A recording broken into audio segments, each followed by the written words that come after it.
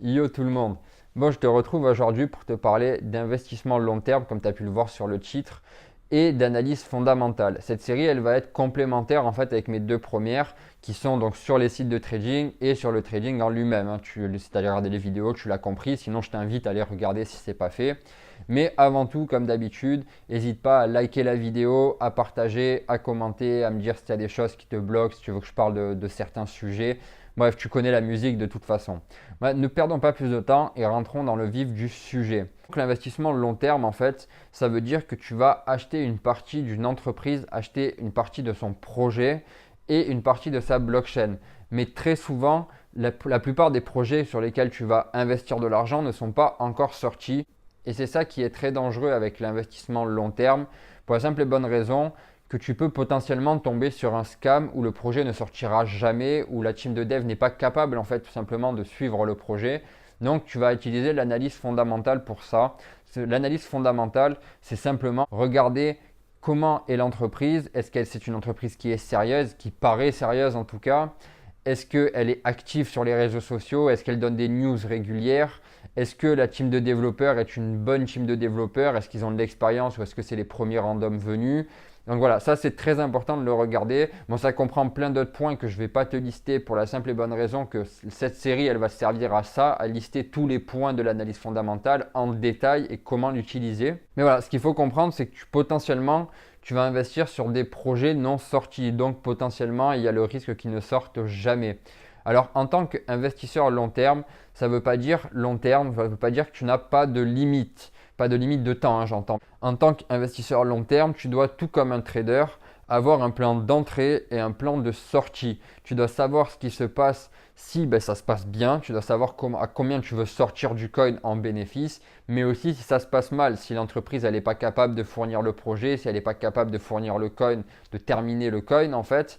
Donc tu dois avoir tout ça de décider avant même de rentrer dans un coin, avant même d'investir sur ce projet. Donc tout comme un trader, tu vas devoir utiliser un peu de l'analyse technique, alors à moins grande échelle, hein, bien sûr, que l'analyse fondamentale, et tu dois avoir un plan. Et j'insiste dessus parce que c'est vraiment très important. Il y a beaucoup d'investisseurs long terme qui investissent sans avoir de plan.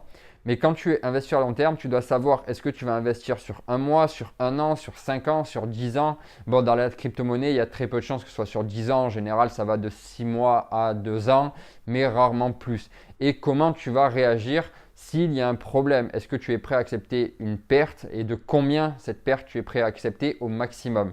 Je ne vais pas plus épiloguer sur l'analyse fondamentale et sur ça, parce que c'était vraiment pour avoir une globalité de la chose. Par contre, je vais t'expliquer comment ça marche pour pouvoir investir sur un coin, tout simplement. Donc, il y a plusieurs manières. La première, ça va être soit directement sur le site du projet s'il n'est pas encore sorti.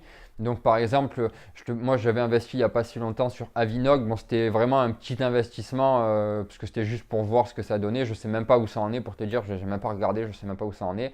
Bref, on s'en fout.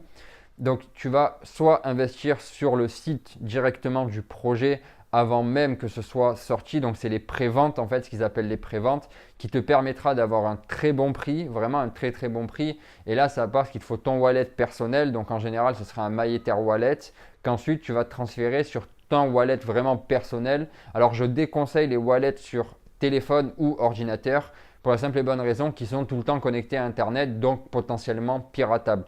On aura plus tendance à utiliser un nano ledger ou ce genre de choses. Bon, c'est pas de la pub, hein, bien sûr, mais voilà, je te laisserai regarder sur Internet ce que c'est un nano ledger. C'est en fait juste un petit hardware pour pouvoir, qui n'est pas connecté à Internet, en tout cas pas quand tu n'en as pas besoin, et où tu peux poser tes coins dessus. Au moins, ils sont safe. Ou la deuxième manière, ça va être tout simplement d'acheter sur un site de trading normal. Donc, on ne va pas aller sur BitMEX, on ne va pas aller sur Bitfinex, qui sont plus des investissements court terme, donc du trading. On va plutôt avoir tendance à utiliser Binance ou même directement Coinbase ou cex.io qui te permettront très facilement. Donc moi je conseille peu importe les trois marchent très bien, mais CEX et Coinbase sont plus simples d'utilisation parce que tu ne passes pas par une autre application. Parce qu'en fait Binance tu ne peux pas poser de l'argent dessus, comme je te ramène sur la vidéo ici sur Binance justement. Mais sur Coinbase, tu peux poser ton argent, acheter ton coin, le sortir, le mettre justement sur ton hardware et ensuite, tu n'as plus qu'à attendre le temps que tu as défini. Et j'insiste encore une fois dessus, un temps qui est défini. Tu ne vas pas à l'aveuglette, vraiment pas du tout. Bon voilà, c'est tout pour moi pour ce soir. On va continuer cette série en rentrant plus en détail sur l'analyse fondamentale. Sur ce, je te dis à demain pour une nouvelle vidéo. Salut!